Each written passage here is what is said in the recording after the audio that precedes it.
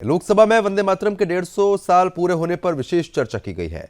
इस अवसर पर प्रधानमंत्री नरेंद्र मोदी ने 1 घंटे तक चलने वाली भावनात्मक और ऐतिहासिक स्पीच में इस गीत की शक्ति और देश के लिए उसके महत्व पर जोर दिया। पीएम मोदी ने कहा कि वंदे मातरम केवल एक गीत नहीं बल्कि अंग्रेजों को करारा जवाब था।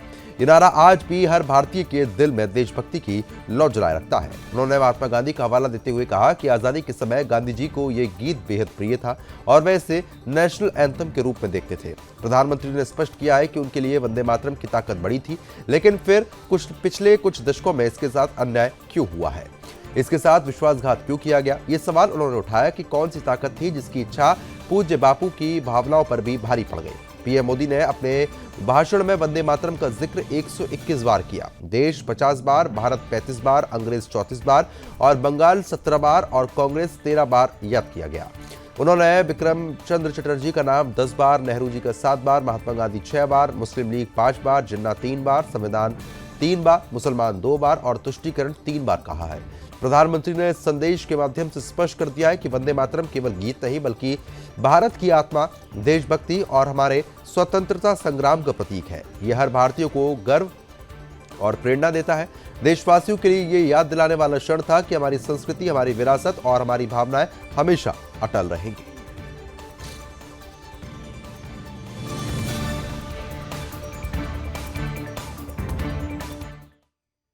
वंदे मातरम 150 वर्ष की यात्रा अनेक पड़ावों से गुजरी है, लेकिन आदरणीय अध्यक्ष जी, वंदे मातरम का जब 50 वर्ष हुए तब देश गुलामी में जीने के लिए मजबूर था और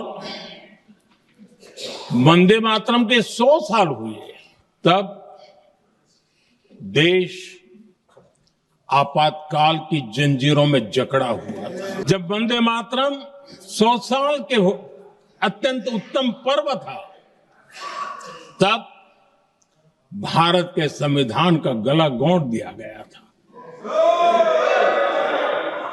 जब वंदे मातरम 100 साल का हुआ, तब देशभक्ति के लिए जीने मरने वाले लोगों को जेल के सलाखों के पीछे बंद कर दिया गया था। जिस वंदे मातरम के गीत ने देश को आजादी की ऊर्जा दी थी, उसके जब 100 साल हुए तो दुर्भाग्य से एक काला कालखंड हमारे इतिहास में उजागर हो गया। वंदे मातरम ये सिर्फ केवल राजनीतिक आजादी की लड़ाई का मंत्र नहीं था। सिर्फ हम अंग्रेज जाए और हम खड़े हो जाएं, अपने राह पर चले, इतने मात्र तक वंदे मातरम प्रेरित नहीं करता था, तो उससे कहीं आगे था। आजादी की लड़ाई इस मातृभूमि को मुक्त कराने का भी जंग था। अपनी मां भारती को उन बेड़ियों से मुक्ति दिलाने का एक पवित्र जंग था। और वंदे मातरम की पृष्ठभूमि हम देखें, उसके संस्कार सरिता देखें, तो हमारे यहां वेद काल से एक बात बार बार हमारे सामने आई है। जब वंदे मातरम कहते हैं तो वही वेद काल की बात हमें याद आती है। वेद काल से कहा गया है, माता भूमि ही पुत्रो अहम पृथिव्याः, अर्थात ये भूमि मेरी माता है और मैं पृथ्वी का पुत्र हूं। आदरणीय अध्यक्ष जी, यही वो विचार है जिसको प्रभु श्री राम ने भी लंका के वैभव को छोड़ते हुए कहा था, जननी जन्मभूमिश्च। इस खबर पर अपडेट के साथ ब्यूरो चीफ सौरभ त्रिपाठी हमारे साथ लगातार बने हुए हैं। सौरभ, क्योंकि देखिए जिस तरीके से प्रधानमंत्री की तरफ से भी बड़ी बात यहां पर कह दी गई है, उन्होंने साफ तौर पर कांग्रेस पर भी आरोप लगाए। उन्होंने ये भी कहा है कि स्थिति जो है वो फिलहाल सामान्य तो नहीं है और भेदभाव जो है वो साफ तौर पर किया गया है। मैं आपसे समझना चाह रहा हूं कि प्रधानमंत्री की तरफ से अपने आप में बहुत बड़ी बात यहां पर कही गई है, किस तरीके से आपके पास अपडेट है अभी?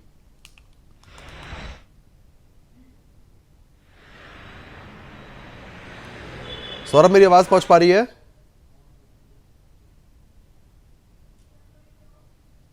फिलहाल संपर्क नहीं हो पा रहा है, दोबारा संपर्क साधने का प्रयास लगातार किया जा रहा है। तो आपको बताते चलें कि प्रधानमंत्री नरेंद्र मोदी की तरफ से तमाम बड़ी बातें जो है वो यहाँ पर कही गई। उन्होंने साफ तौर पर कहा कि महात्मा गांधी को ये गीत विशेष प्रिय था और नेशनल एंथम के रूप में वो इसको देखा करते थे, लेकिन उसके कुछ सालों बाद इस गीत के साथ वाकई में अन्याय किया गया है। ये अन्याय किसने किया है, ये बड़ी बात यहाँ पर उनकी तरफ से कही गई। उन्होंने कहा कि इस गीत के साथ अन्याय हुआ है, लेकिन अब बिल्कुल भी ऐसा नहीं होने दिया जाएगा। ब्यूरो चीफ सौरभ तिवारी एक बार फिर से हमारे साथ कनेक्ट हो चुके हैं। सौरभ, मेरी आवाज पहुंच पा रही है?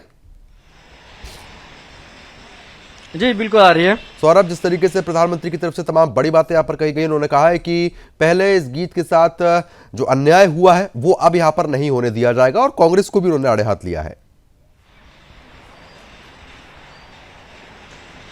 जी जाहिर सी बात है, जिस तरह से वंदे मातरम के 150 साल पूरे होने पर आज चर्चा की शुरुआत हुई और 10 घंटे की चर्चा की जो 10 घंटे का चर्चा है उसको रखा गया है, समय आगे भी बढ़ाया जा सकता है।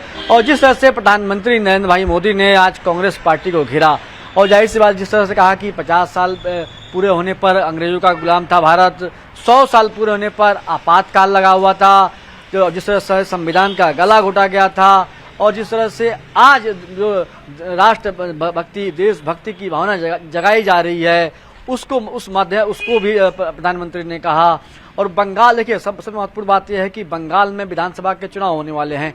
टीएमसी के लिए एक तरह से उहापोह की स्थिति है कि इसका वो विरोध करे कि समर्थन करे, लेकिन जाहिर सी बात है आपको पता है कि बंगाल में जो चुनाव है वो भारतीय जनता पार्टी और टीएमसी के बीच मुकाबला है, ममता बनर्जी और भारतीय जनता पार्टी के बीच। और वहीं अगर कांग्रेस पार्टी की बात की जाए तो कांग्रेस पार्टी की तरफ से मोर्चाज गौरव गोगोई जो असम से सांसद हैं उन्होंने संभाला और कहा कि प्रधानमंत्री नरेंद्र मोदी ने जो आज शुरुआत की है उसको राजनीतिक रंग देने की कोशिश की। उन्होंने कहा कि भारतीय जनता पार्टी इसका राजनीतिक फायदा लेना चाहती है। प्रधानमंत्री हमेशा से नेहरू पर अटैक करते हैं, जब ऑपरेशन सिंदूर की बात हुई थी तभी प्रधानमंत्री लगातार नेहरू पर अटैक कर रहे थे।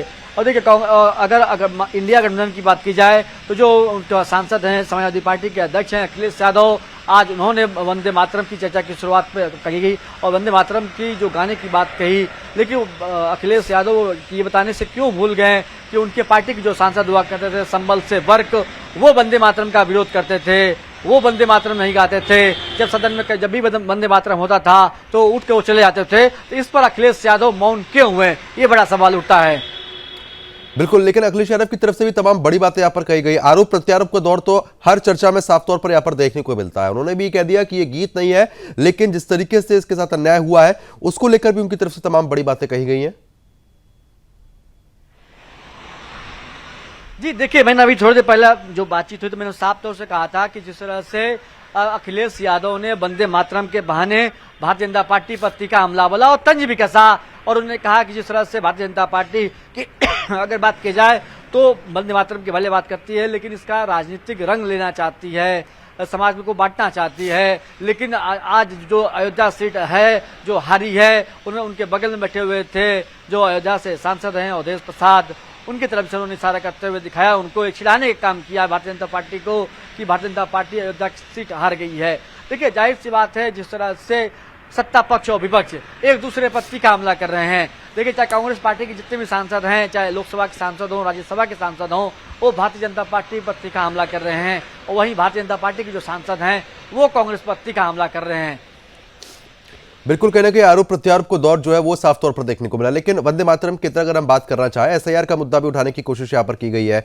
कई मुद्दों को लेकर लगातार आरोप प्रत्यारोप यहां पर हो रहा है, इसका असर साफ तौर पर बंगाल चुनाव पर देखने को मिलेगा। जी देखिए, बंगाल चुनाव है, जो मैसेज है प्रधानमंत्री ने आज जो मैसेज दिया सीधे बंगाल को मैसेज दिया है। जाहिर सी बात है कि प्रधानमंत्री का जो बोलने का तरीका होता है अपना अलग स्टाइल होता है। और देखिए जो अपोजिशन पार्टियां हैं वो उन्होंने चाहे इंडिगो का मुद्दा हो, प्रदूषण का मुद्दा हो, लगातार उठा रही हैं। चाहे सेकुलर का मुद्दा हो, कम्युनल का मुद्दा हो, भारतीय जनता पार्टी को कम्युनल पार्टी बता रही हैं, तो तमाम तरह के हमले कर रही हैं एक दूसरे पर। मैंने बताया आरोप प्रत्यारोप का जो दौर है वो जारी है। और जिस तरह से आपातकाल के बहाने प्रधानमंत्री ने कांग्रेस पार्टी को घेरा है, तो कहीं ना कहीं कांग्रेस पार्टी ने भी पलटवार करने की कोशिश की है। ठीक है, कहीं ना कहीं पलटवार करने की कोशिश जो है साफ तौर पर यहाँ पर देखने को मिली। चलिए ठीक है, आपका बहुत बहुत शुक्रिया तमाम जानकारी हमारे साथ साझा करने के लिए।